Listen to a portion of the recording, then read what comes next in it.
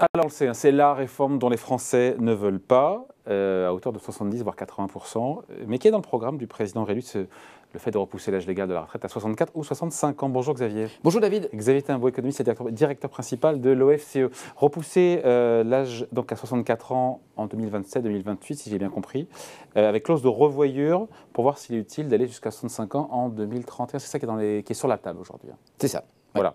Après, il y aura donc une conférence sociale. Oh, il n'y a pas que ça sur la table. Non, mais la pilule qui a du mal à passer, c'est quand même ça. Après, il y a des contreparties. Ce que j'ai dit, c'est ça, oui.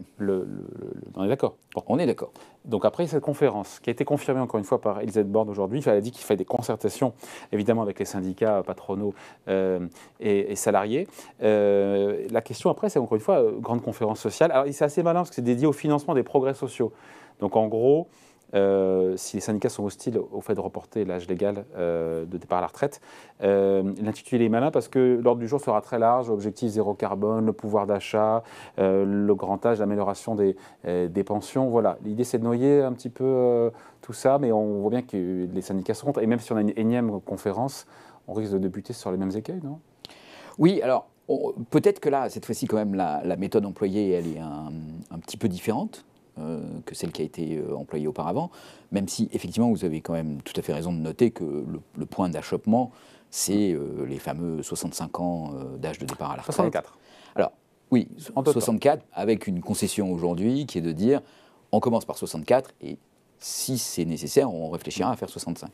Mais enfin, c'était quand même le point d'achoppement entre Emmanuel Macron et les syndicats. Les partenaires sociaux n'ont pas changé d'avis depuis là-dessus. Non, pas du tout. Et la campagne électorale a aussi montré que du côté des Français, il n'y avait pas un soutien fort sur les 65 ans, on va dire ça, je crois comme ça. Comment on tranche le nœud là, avec cette conférence ? Donc, comment on tranche le nœud ? Là, la méthode, elle est un petit peu différente. Elle consiste à dire, en fait, on va faire un certain nombre d'améliorations dans les retraites. Donc, on va commencer tout de suite par une proposition très concrète, qui est cette fameuse retraite minimum à 1 100 €. Oui. Et de façon à pouvoir en fait donner un avantage significatif à ceux qui ont une retraite minimale complète par rapport au minimum vieillesse, et donc introduire un écart entre ces deux situations, en remontant le pouvoir d'achat de ceux donc, qui ont cette fameuse retraite minimale. Je pense qu'il y aura aussi des questions sur l'inflation qui seront mises sur la table. Donc on met le sucré sur la table, entre guillemets, pardon de le dire ainsi, mais c'est oui, ça. Oui, mais c'est exactement ça. On parle de revalorisation des pensions de 4 à 4,5% voilà, des avec CTP. des mesures très concrètes, hein, c'est-à-dire que là, c'est pas quelque chose d'abstrait, c'est quelque chose de très concret, et en disant, bon, ben voilà, ça a un coût, et donc ce coût, il va falloir le financer. Voilà. Et à ce moment-là, les 64 ans ou les 65 ans... Qui rapporte 8 milliards d'euros.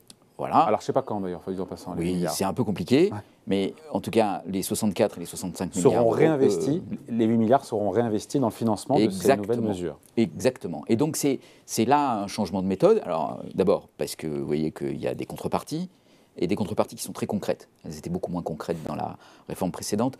Elles étaient masquées dans une évaluation qui était complexe à faire des effets de la réforme, du passage de la retraite à points, qui était très complexe et à laquelle personne n'a rien compris, mais surtout, ça c'est pas très grave. Même vous, c'est dire. Personne n'a cru. C'est ça le problème, en fait, c'est que les gens se sont dit, il y a une entourloupe. Et vous vous rappelez, la communication a été parfois un peu maladroite, avec des cas présentés par Michel Delevoye, je crois. Jean-Paul, pardon, qui s'occupait du dossier à l'époque. Des cas qui paraissaient favorables, mais aussitôt quelqu'un présentait un cas où c'était le contraire. Et donc ça a jeté une suspicion sur cette retraite-là. On a quelque chose de très simple sur les contreparties, qui est direct, qui touche un peu, on va dire, au point faible des opposants à la réforme, c'est-à-dire en fait, des mesures qui visent à réduire les inégalités. Et donc il faut déminer en gros, il y a le point d'achoppement qui est le report à 64 ans, ça c'est voilà, mais il y a des contreparties, et puis il y a l'idée aussi que ceux qui ont commencé à travailler tôt... Et puis on a abandonné la retraite à points aussi. Hein. Oui, ça on a à peu près compris. Hein. Oui, on a compris, mais c'est bien de le répéter quand même, parce que c'est quand même un point. Mais pour ceux qui ont commencé à travailler tôt, notamment avant 20 ans, eux pourront partir à 62 ans, il faut bien le rappeler ça. Oui, parce que c'est un nombre d'années de cotisation qui intervient. Bon, par ailleurs, il y a aussi sur la table, même si pour le moment c'est pas encore tout à fait très concret, un certain nombre de mesures qui visent à prendre en compte la pénibilité, qui est là de manière aussi plus individualisée, voilà. À la carte. J'ai pas bien compris concrètement comment ça marchait. Eh ben, on verra comment ça marche. C'est un peu compliqué. Il y a plusieurs façons de faire.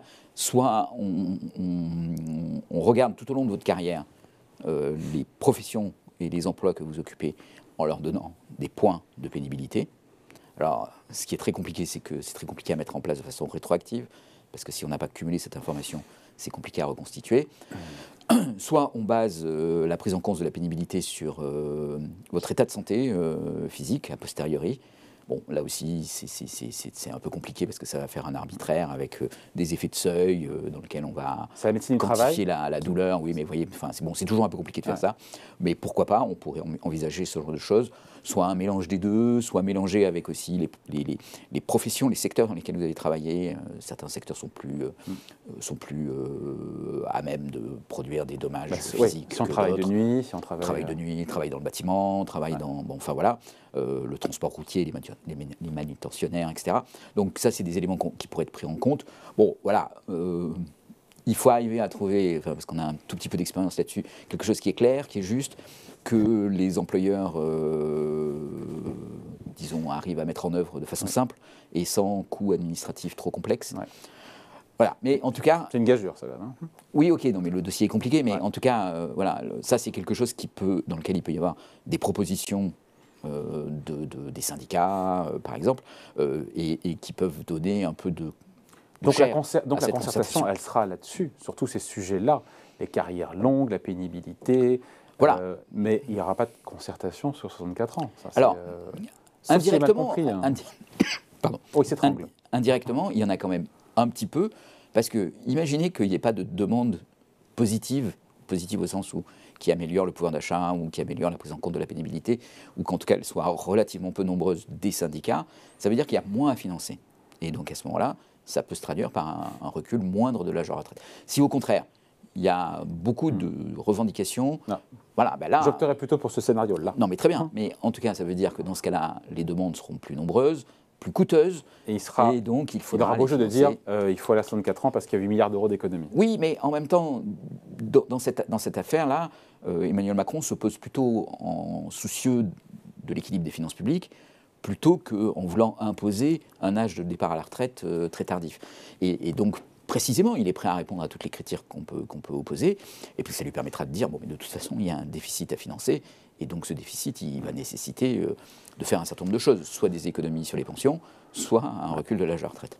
Voilà. Après, il y aura effectivement... Ce qui pourra aussi peut-être déboucher sur une proposition qui n'est pas vraiment pour le moment dans le débat, mais qui serait une augmentation des cotisations retraite. Qui n'est pas du tout dans le débat pour l'instant. Oui, qui est exclue par Emmanuel Macron, mais bon, méthode de concertation un peu ouverte, cette proposition va arriver sur la table. Je suis là pour baisser les impôts, pas pour les augmenter. Oui, mais elle va arriver sur la table malgré tout, et donc il faudra avoir un argumentaire solide de la part de Macron pour pouvoir s'y opposer. Bon voilà, merci beaucoup. Explication signée Xavier Timbaud, économiste et directeur principal de l'OFCE. Merci Xavier. Merci David.